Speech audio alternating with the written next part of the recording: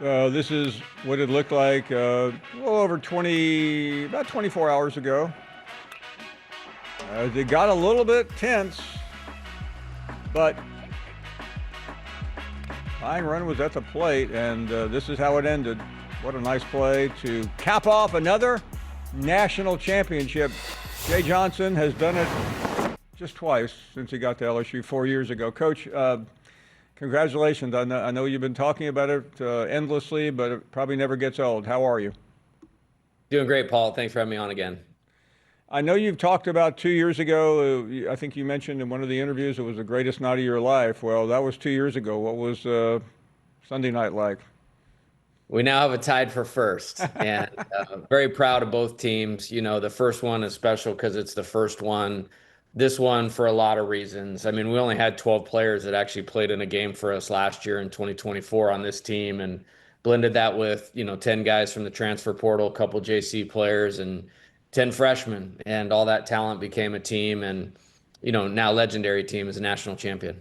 Yeah, and so much was made out of the team 2 years ago, but I have a feeling a lot is going to be made out of that. That team somewhat was expected. This team was not exactly the pick of the so-called experts. Yeah, and they're great in different ways. And I've said this before, like I don't think you can get to Omaha anymore even unless you have future major league players on your roster.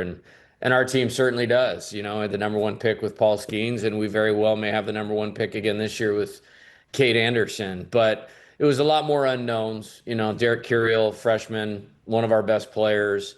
We really hit on the guys in the transfer portal, not just from a talent standpoint, but a character standpoint, and they fit seamlessly into this thing. And this team was just as consistent as that team, and that was my favorite part about it. I mean, other than one hiccup weekend at Auburn, they pretty much dominated the schedule. Coach, I remember when you were introduced, we talked to you the same day, and we were concentrating on your almost national championship out in Arizona. You've been to that precipice, and now you've done it twice in 4 years. You make it complicated because the expectations already higher than any place in America. Now it's almost out of control, but that's something I know that you embrace. So you're not running away from anything. No, I wouldn't have it any other way. And I don't mean this like egotistically or arrogantly at all. I want Omaha to be my place in the world, and to get there, three times in the last 5 years, win a couple. This feels very, very special, and very, very proud of the players. And we want them to have a great experience here. We want it to be a training ground for their dream of being a major league player someday, and have a chance to compete for a championship, which this program here has always been about. Coach Jay Johnson, I think it was so remarkable yesterday that you mentioned Skip Bertman because arguably the greatest of all time, and you've talked about it many times. But he built this program, and you are now continuing that legacy.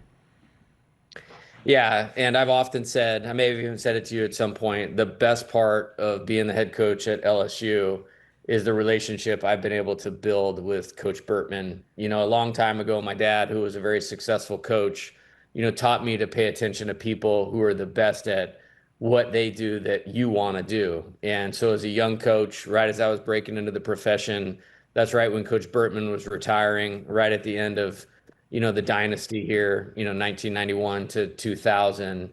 And I really paid attention.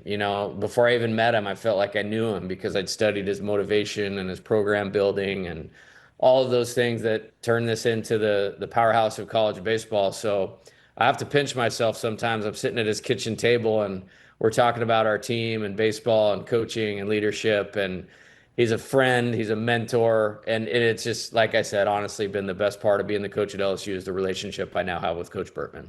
Coach, I remember sitting 5 weeks ago to just about this moment talking to various coaches in Hoover as the SEC was starting. And it almost becomes cliche when you have the resume that this league does. But how does this prepare you for what you accomplished yesterday?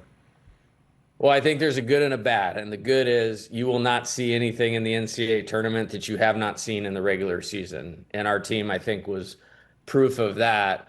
but you got to survive it first. And that's not a given because the quality of competition on a week out basis is unbelievable. When you win one game in conference play, it feels like you really accomplished something. This is the place where the best coaches are, the best players, the programs with the most resources, the best fan bases.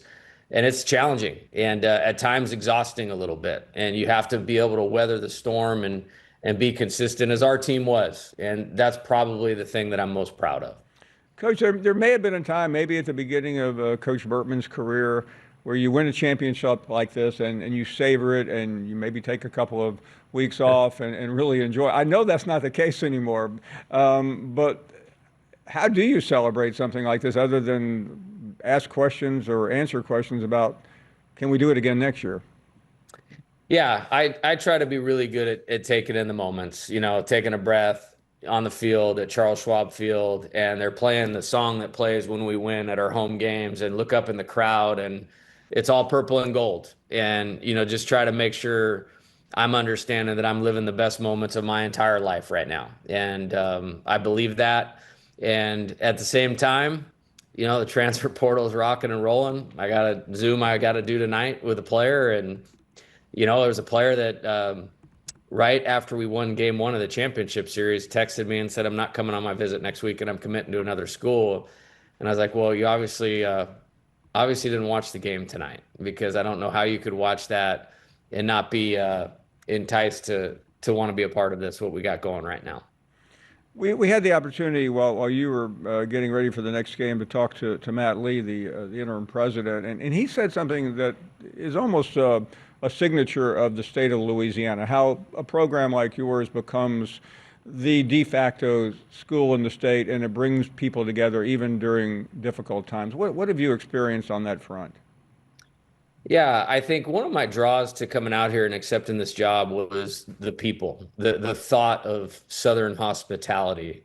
And, like the whole state is a family, and the whole state, at least here, runs through LSU. And so to feel that type of support and to have that many people really care about what you're doing, especially at an iconic program like LSU baseball, because of Coach Bertman, it's really, really inspiring. And, it sounds maybe a little sentimental, maybe a little bit corny, but one of the things that I appreciated about yesterday is, wow, this team, because it performed at such a high level, we made a lot of people happy in this state, and I'm really proud of that. Coach Shea Johnson, 2 national championships in 4 years. Coach, I know you got a lot to do. We won't keep you, but thank you for making time for us. It's always great to see you. You got it. We'll see you in the fall. I can't wait. Wow, always inspired by that gentleman. Just one of the truly iconic coaches of this era, maybe of all eras when it's all over. We'll take